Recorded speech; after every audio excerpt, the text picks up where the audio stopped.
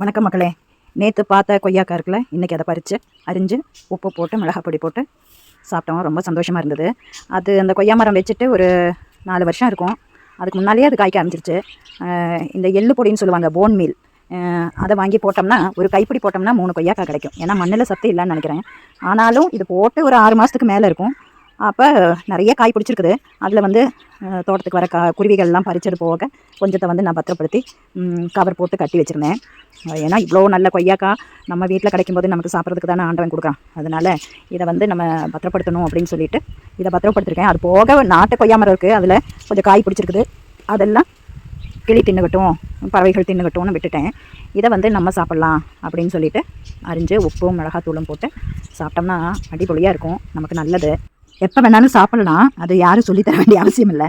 ஆனால் பிரேக்ஃபாஸ்ட்டுக்கு முன்னால், லஞ்சுக்கு முன்னால் ஒரு ஃப்ரூட் எடுத்துக்கிறது ரொம்ப நல்லாயிருக்கும். இல்லாட்டி 11 மணிக்கு டீக்கு பதிலாக இப்படி சாப்பிட்டு பாருங்களேன், ரொம்ப நல்லாயிருக்கும். நமக்கு சந்தோஷமாக இருக்கும், நம்ம வீட்டில் விளைஞ்சது அப்படின்னு பார்த்தா சந்தோஷம்தான், எல்லாமே சந்தோஷம்தான்.